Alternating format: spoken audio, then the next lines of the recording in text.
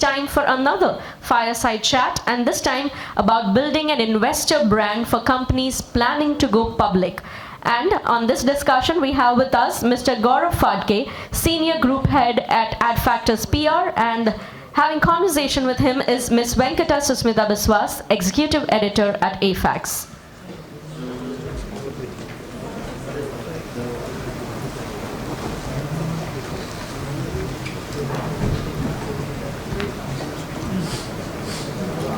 Ladies and gentlemen, can I request you to please join me in welcoming Mr. Gaurav Phadke and Ms. Biswas. A very warm welcome to you.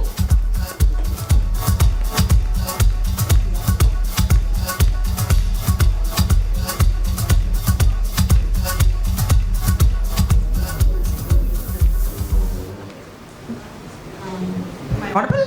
I am. Cool. Super. Thank you so much, Gaurav. And exciting topic, I have to say, especially because I don't know if all of you know, but while I was researching, to speak to Gaurav today, I found out a couple of things that I thought I should first share with all of you to set context for our conversation just now. And I'm sure your mind will be just as boggled as mine was.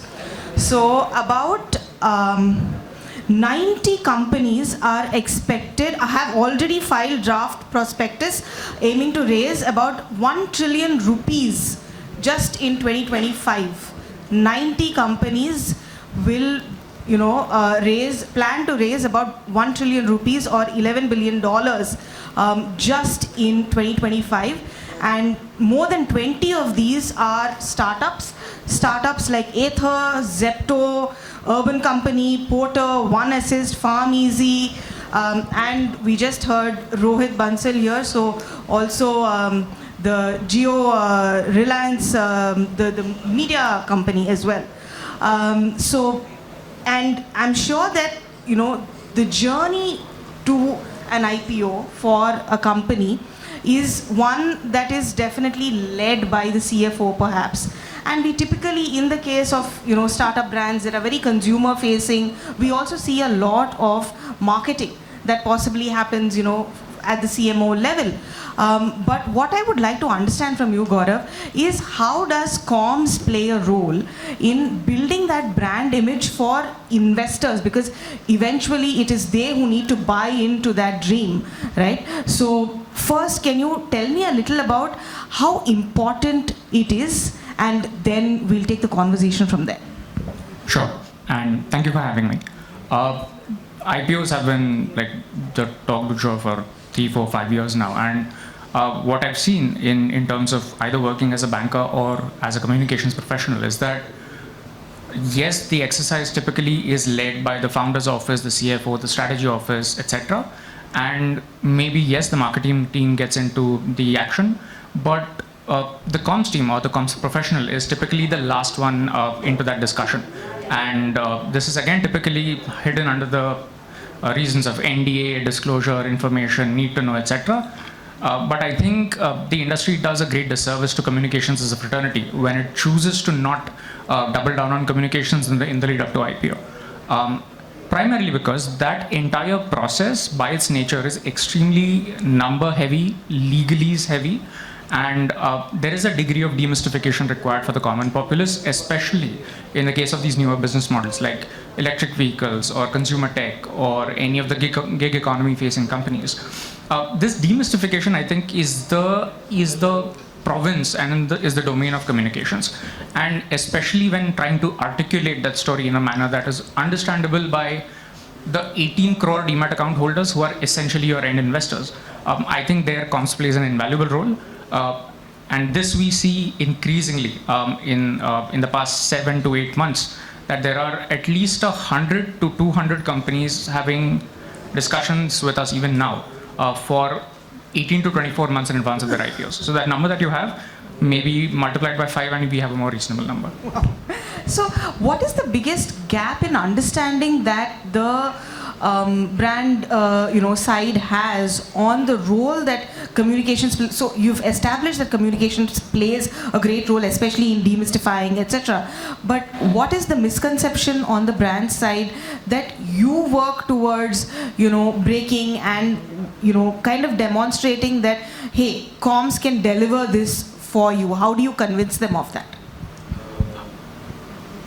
I think the notion that comms, again, and I think terming it comms is to begin with a bit of a misnomer, because the overall impression that I get from talking to promoters, founders, CFOs, etc., is that comms is a cost center. It's good to have maybe when you're doing great product launch, kar diya, this and that. But here, when your product that you're going to be selling or marketing to the market is your own company, the product that you're selling is your own equity, a piece of your own equity. I think their comms ceases to be what it's perceived to be, and it actually becomes business critical, because when you get listed on the stock exchanges, you'll have 20, 30, 40, 50 institutional investors, you'll have lakhs of retail shareholders. And all those people need to be talked to where they live and where they reside, which is online, social, digital, print. The channels are various and several. But I think what even the comms fraternity gets into is often a little tactical, talking a little bit about the product, the solution. You're not there to talk about that. You have to look at the company as a whole. And I think, as Mr. Bansal said earlier, you have to be in the shoes of the business owner and actually know the business if you're actually going to be able to sell it or market it to the broader populace. Got it. And can you give us any examples of, the work where you have collaborated with brands and companies on their way to IPO and how that has panned out? So we've worked with several companies, and some of these I've had the privilege to be a part of. Say 18 months before the IPO, leading up to the actual IPO itself, and then onwards to their journeys as listed companies and custodians to hundreds and thousands of people's hard-earned money. So the prime thing that we typically tend to do, and we've replicated this across several companies, the recurring themes are always three. And it's relatively simple as a takeaway.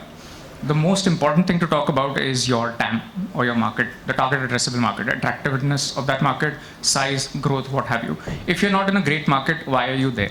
So that's the first thing you have to be talking about. The second is your moat. What gives you that deep competitive advantage that sets you apart from your peers, your competitors, and so on, and what gives you that right to win? And again, all of these are one message, not more. And the third is your leadership bench. Who are those people? What have they built? And what gives them the right to build and the right to win in that chosen market and in that chosen business?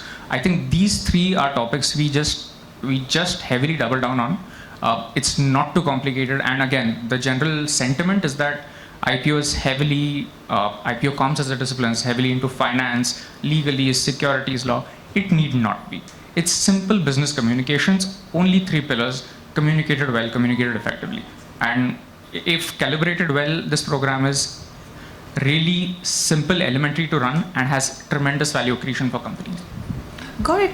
And so you mentioned 18 months. So is that the timeline you would suggest to companies, saying 18 months is when we start, and in how many bursts? I mean, if you had to advise somebody on a quick, plan, what would be, few elements of that in these 18 months?